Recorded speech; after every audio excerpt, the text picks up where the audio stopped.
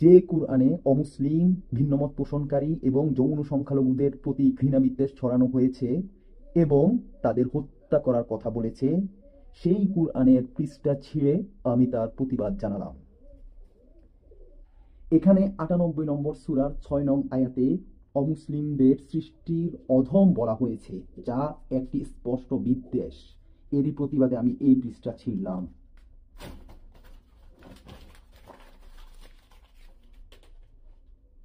এখানে ৮ নম্বর সূরার 38 নং আয়াতে দেখেন কি বলা হয়েছে, যাহারা কুফরি করে তাদেরকে বলো, যদি তাহারা বিরত হয় তবে যাহা অতীতে হইয়াছে আল্লাহ ক্ষমা করবেন। এবং একই সূরার 39 নং আয়াতে আপনারা দেখেন, এখানে বলা হয়েছে জিহাদকে কিভাবে উদ্বুদ্ধ করা হয়েছে। যারা ইসলামে অবিশ্বাস করে তাদের বিরুদ্ধে জিহাদ চালিয়ে যেতে বলা হয়েছে। তো আপনারা বলতে পারেন এখানে তো সংগ্রাম লেখা, কিন্তু ওয়াকাতিলুহুম, আপনারা সবাই জানেন কাতিল, কাতেল, কিতাল মানে কি? হত্যা করা। কিন্তু ইসলামিক ফাউন্ডেশন ইসলামের ভাবমূর্তি রক্ষার্থে দেখেন এখানে হত্যার জায়গায় সংগ্রাম করো, সংগ্রাম করিতে থাকিবে। কিভাবে মিথ্যাচার করেছে ইসলামের ভাবমূর্তি রক্ষার জন্য। যাই হোক, তোমরা তাহাদের বিরুদ্ধে অর্থাৎ তাদের হত্যা করতে থাকবে। এখানে কতিল মানে হত্যা, কিন্তু এখানে ভাবমূর্তি রক্ষার্থে বলা হয়েছে সংগ্রাম।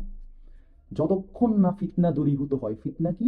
ইসলাম অবিশ্বাস এবং আল্লাহর দ্বীন সামগ্রিকভাবে প্রতিষ্ঠিত হয়, এবং যদি তাহারা বিরত হয় তবে তাহারা যাহা করে আল্লাহ তো তাহা সম্যক। যারা ইসলামে অবিশ্বাস করে কাফের, তাদের বিরুদ্ধে হয়ে যেতে বলা হয়েছে। যদিও এখানে লেখা হয়েছে সংগ্রাম, কিন্তু কতিলুহুম, আপনারা সবাই জানেন কাতেল হত্যাকারী, কিতাল, কতিলুহুম তাদের হত্যা করতে বলা হয়েছে যতক্ষণ পর্যন্ত আল্লাহর দ্বীন সামগ্রিকভাবে প্রতিষ্ঠিত না হয়, যা স্পষ্ট জিহাদে উস্কানি দেয়া, যা সম্পূর্ণ মানবতা বিরোধী। এরই প্রতিবাদ স্বরূপ আমি এই পৃষ্ঠাটাও ছিঁড়লাম।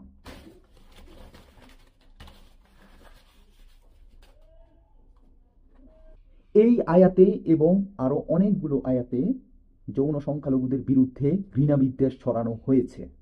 যে সৃষ্টিকর্তা নিজে যৌন সংখ্যালঘুদের সৃষ্টি করেছেন, প্রাকৃতিকভাবে তাদের মধ্যে ওই সেক্সুয়ালিটি দিয়েছেন, কিন্তু তবুও তাদের প্রতি ঘৃণা বিদ্বেষ ছড়াচ্ছেন এবং তাদের হত্যা করতে বলেছেন, সে কি কখনো প্রকৃত সৃষ্টিকর্তা হতে পারে?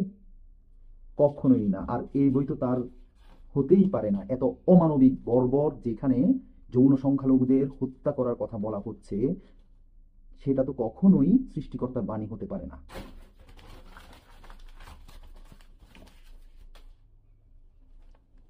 এখানে বলা হয়েছে যারা যৌন সংখ্যালঘু সমকামী তাদের উপর নাকি তথাকথিত সৃষ্টিকর্তা আল্লাহ গজব দিয়েছিল।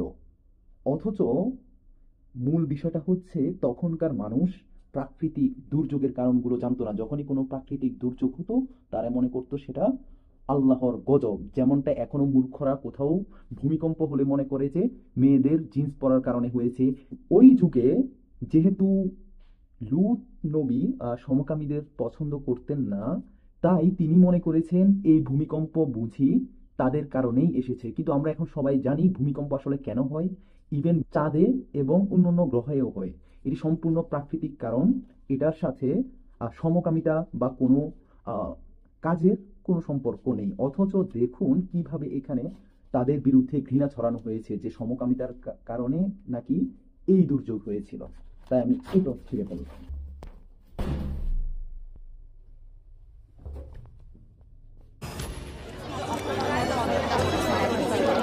বারো ছাত্রীকে ধর্ষণ যৌন নিপীড়নের অভিযোগে ফতুল্লার বায়তুল হুদা ক্যাডেট মাদ্রাসার অধ্যক্ষ আলামিনকে গ্রেফতার করেছে RAB.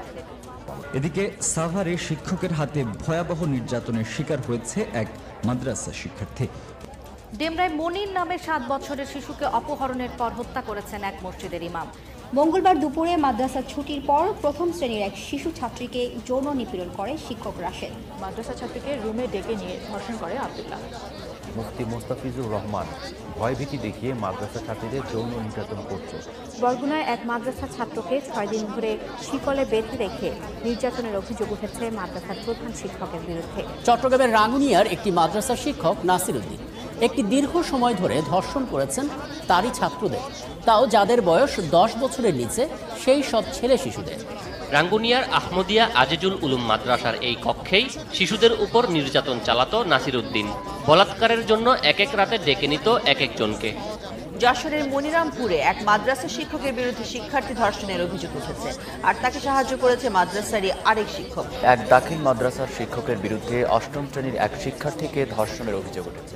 The number of rape cases shown on the news media in a fragment of what actually happens.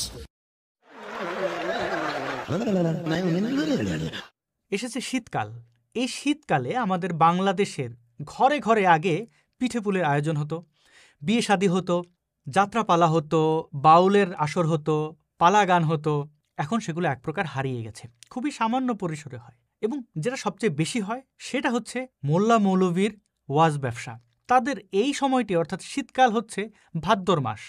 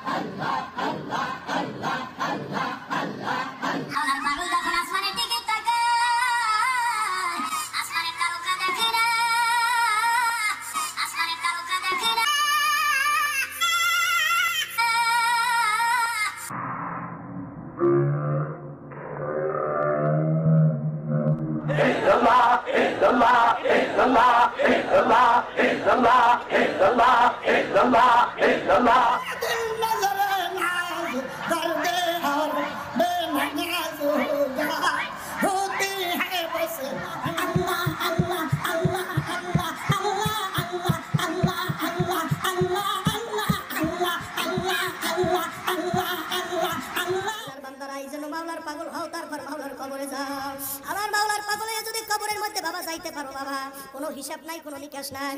মন কার নাকি যখন নাকি তোমার কে মাওলা কে বান্দা খুশিয়া পাইবে না। লা ইলাহা ইল্লাল্লাহ, লা ইলাহা ইল্লাল্লাহ, লা ইলাহা ইল্লাল্লাহ। তোমার কলবের দিকে বাবা তুমি তাকাও, ওই পাগলার দিকে যাইও না রে যুবক ভাই। এ যুবক, তোর সিনায় তুই আগুন লাগাইয়া ভালা। মুসা বলে, বাবু আমি তোমারে দেখতে চাই। আবার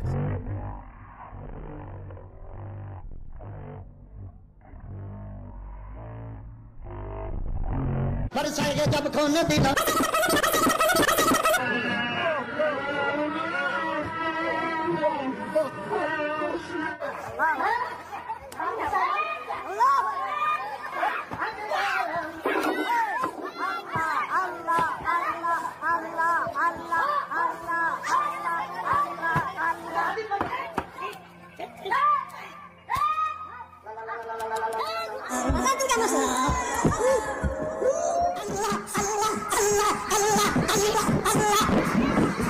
কেন ভাদ্র মাস বলেছি আপনারা নিশ্চয়ই বুঝতে পেরেছেন।